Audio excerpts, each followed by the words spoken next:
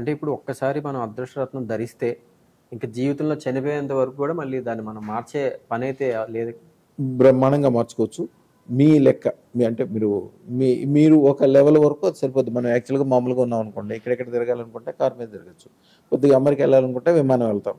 అట్లాగే the best ఎప్పటికప్పుడు best దానికి వెళ్తాం అనేది మంచి విషయం. చేసుకుంటూ ఉండదు సార్. ఇప్పుడు ఆ అదృష్టరత్నాల ప్రభావం అనేది మానవ జీవితంలో వేటి పైన ఎక్కువ చూపిస్తుంది సార్ ప్రభావం అది? ఇది అదృష్టరత్నం అనేది సూర్యుడు లాగా అనమాట. సూర్యుడు దేని మీద వెలుగుపడుద్దని మనం అట్లాగే చెప్పలేము. ఎందుకని 360 degrees.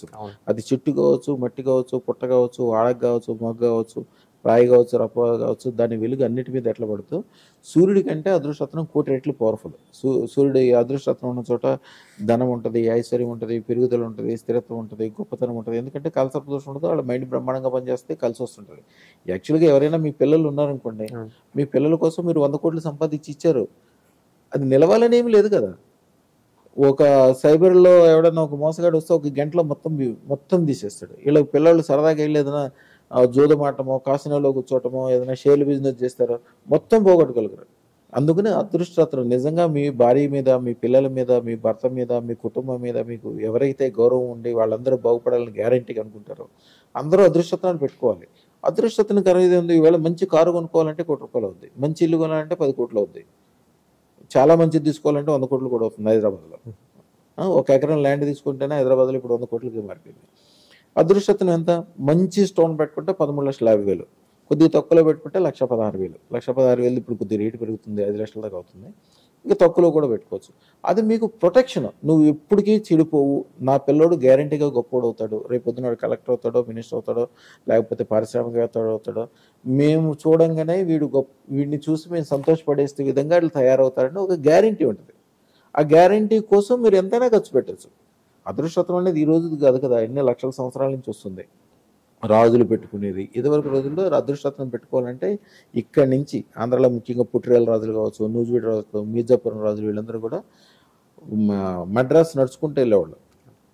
6 నెలలు వెళ్ళటం, 6 నెలలు రావటం, అక్కడ ఒక 6 నెలలు ఉండి రత్నాలు పెట్టుకుని వచ్చేవాళ్ళు. రత్నయ్య శెట్టి గారు అని ఉండేవాడు అక్కడ సప్లైర్.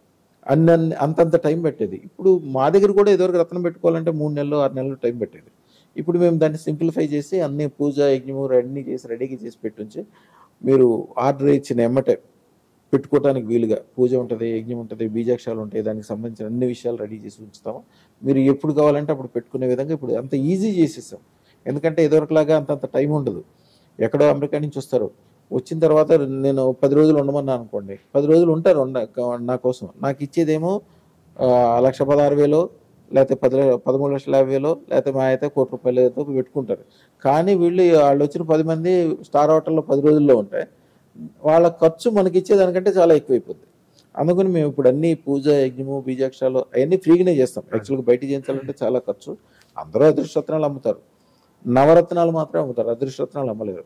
అదృష్టరత్నం ఎప్పుడు కూడా అదృష్టవంతుని చేతిలోంచి తీసుకోవాలి. అదృష్టవంతుడై ఉండాలి, వాడు బాగుపడి ఉండాలి, గొప్పగా ఉండాలి, వాడి దగ్గరే పెట్టుకుని 100 మంది 1,000 మంది బాగుపడి ఉండాలి. ఇప్పుడు మీకు దగ్గర చుట్టమైనప్పటికీ మీకు గుండె ఆపరేషన్ చేయించాలనుకోండి, వాడు చాలా మంచోడు, గొప్పోడు, గుండె ఆపరేషన్ వాడికి చదువుకుని వచ్చాడు, అన్ని రకాలుగా పాజిటివ్ ఉంది, దాని గురించి చదువుకున్నాడు, కానీ వాడి దగ్గరికి వెళ్ళిన ప్రతి ఒక్కడికి గుండె ఆపరేషన్ ఫెయిల్ అవుతుంది, చచ్చిపోతున్నారు. వాడి దగ్గరికి వెళ్తారా? లేకపోతే ఎవరి దగ్గరికి వెళ్తే వాడి దగ్గర ఎవ్వరూ చనిపోవటం అనేది లేదు, వాడి దగ్గరికి వెళ్తే బ్రహ్మాండంగా బాగుపడి రావాలో, ఆయనకు మీకు సంబంధం లేకపోయినప్పటికీ, దూర బంధుత్వం కూడా లేదు, కనీసం దూరం మనిషి అయినా కూడా ఈయన దగ్గరికి వెళ్తారా? 100% సక్సెస్